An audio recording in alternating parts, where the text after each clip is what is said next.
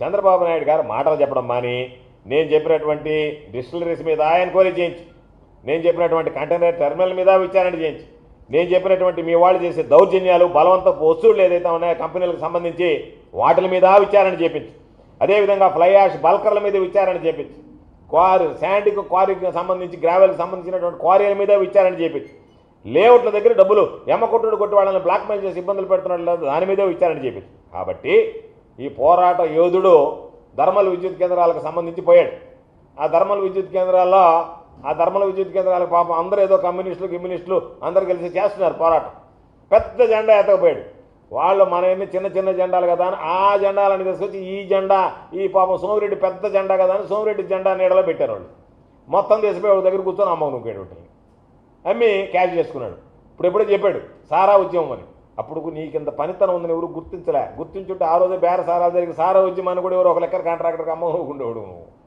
ఆ రోజుకి నీలో ఇంత పరిణితి, ఇంత శక్తి, ఇంత యుక్తి, ఇంత చావ, ఇంత కండబలం, ఇంత గుండె బలం ఉన్నాయనేటువంటిది తెలియలే పాపం. నిన్ను ఎవరు కనిపెట్టలేకపోయారు. ఎందుకంటే రాజకీయాల్లోకి రాలేదు కదా.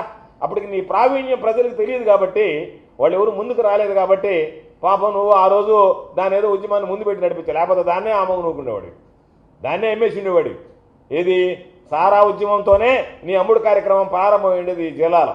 కాబట్టి తర్వాత ధర్మల విద్యుత్ కేంద్రాలు వచ్చినా ఏదొచ్చినా సరే ఎవడో ఒకటి చెప్పండి నిన్న, ఏంద్రా నాయన పరిస్థితి అంటే ఏమి లేదు సార్, సాధారణంగా కళాకారులు ఏం చేస్తారంటే ఏదన్నా కళను ప్రదర్శించిన తర్వాత దుప్పటి పరిస్థితి కూర్చుంటాడు. అట్లా సోమిరెడ్డి పని ఏంటంటే దుప్పటి పరిస్థితి కూర్చొని ఉన్నాడు. ఎలకలు అయిపోయినాయి, నేను మీరు కానీ నేను చెప్పి దుప్పటి పరిస్థితి దుప్పటి మీద కూర్చొని ఉంటే ఎవడన్నా వస్తే ఆ దుప్పటి మీద వేసిపోండి అని చెప్పాను. కళాకారుడు చేసే పని ఏంది, ఎవడన్నా ఒకటి మామూలుగా ఏదన్నా ఒక ప్రదర్శన ఇస్తే ఆ ప్రదర్శన అయిపోయిన తర్వాత ఏం చేస్తారంటే పేద కళాకారులు కానీ యాచకులు కానీ దుప్పటి ఒకటి పరిస్థితి కూర్చుంటారు. అంటే నేను ప్రదర్శించినటువంటి దాని మీద ఏమని అట్టా అయ్యా నేను ఏదో ఎన్నికల్లో గెలిచాను, నేను నా ప్రదర్శనకి మీరందరూ ఇచ్చోధికంగా సహాయ సహకారాలు అందించండి అని చెప్పి, కాకపోతే పాపం వాళ్ళు అర్థిస్తారు, నువ్వు బెదిరిస్తున్నావు అని పెద్ద తేడా ఏం లేదు. ఇద్దరికి వాళ్ళు అర్థిస్తారు, అయ్యా ఏంటి అని ఏదన్నా దానం చేయండి అని, నువ్వు ఇస్తావా ఇవా లేకపోతే నేను అంత చూడమంటావు, బెదిరించి అంత ఇచ్చుకుంటున్నావు, అంతే తేడా. కాబట్టి ఎన్నికల్లో గెలిచావు, దుప్పటి పరిచేసావు, వాటికి సంబంధించినటువంటి దాంట్లో అన్ని కార్యక్రమాలు ఉన్నాయి. కాబట్టి నీకు కానీ తెలుగుదేశం పార్టీకి కానీ చంద్రబాబు నాయుడుకి కానీ చిత్తశుద్ధి ఉంటే నేను ఈరోజు ఆరోపించినటువంటి అంశాల మీద విచారణ చేయించి దీంట్లో ఎందుకంటే ఈరోజు నీ ప్రభుత్వం ఉండొచ్చు, రేపు ప్రభుత్వం మారచ్చు. గతంలో కూడా నువ్వు చేసినటువంటి ఇబ్బందులకి ఆ రోజు నీరు చెట్టు కింద నువ్వు దోచుకున్నావు. ఏ విధంగా దోచుకున్నావో నాకు తెలుసు. ఎందుకంటే నీకు ఇచ్చింది మాన్యువల్ రేట్, నువ్వు చేసింది మిషన్లతో. తెలిసిన తర్వాత తెలియనటువంటి వాడు కాదు, నీలాగా పెద్ద చదువు చదువుకొని చీఫ్ ఇంజనీర్ స్థాయి కదా, నేను ఏదో మామూలుగా బీటెక్ చదువుకున్నటువంటి సివిల్ ఇంజనీర్ నేను. కాబట్టి నాకు అంత మాత్రం తెలియకపోలే.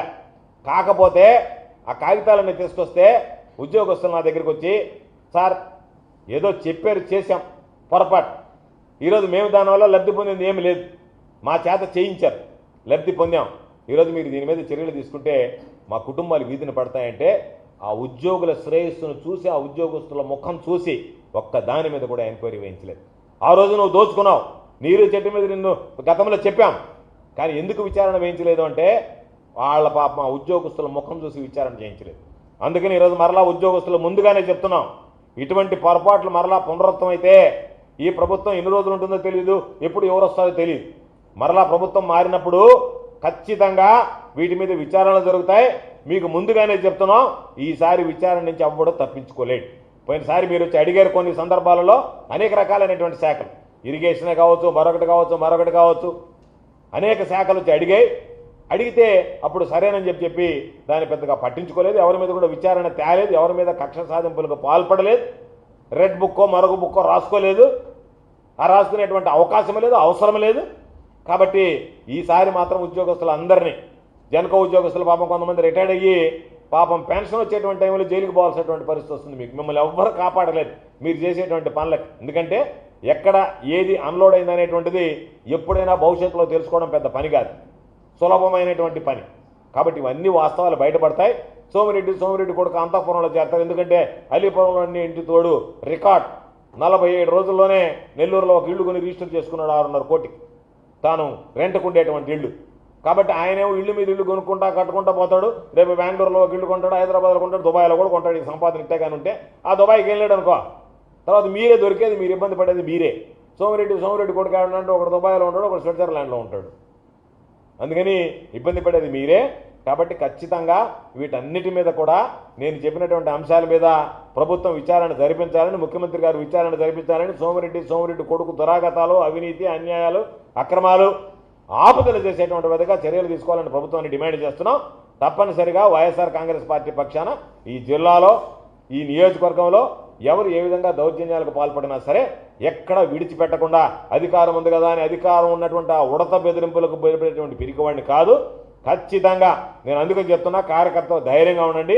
మీ ప్రాంతాల్లో ఎక్కడైనా అన్యాయం జరిగినా ఎదిరించండి, ఏమి ఇబ్బంది లేదు, కార్యకర్తలకు అండగా ఉంటాం. వైఎస్ఆర్ కాంగ్రెస్ పార్టీకి సంబంధించినటువంటి వాళ్ళ మీద దౌర్జన్యాలు, వాళ్ళకి సంబంధించినటువంటి భూములు బలవంతంగా లాక్కోవడమో అటువంటి విషయాల మీద కూడా ఎవ్వరు భయపడాల్సినటువంటి అవసరం లేదు అని చెప్పి సందర్భంగా తెలియజేస్తూ మరొకసారి ప్రభుత్వాన్ని నేను పేర్కొన్నటువంటి అన్ని అంశాల మీద విచారణ జరిపించి నిగ్గు తేల్చాల్సిందిగా డిమాండ్ చేస్తున్నాను.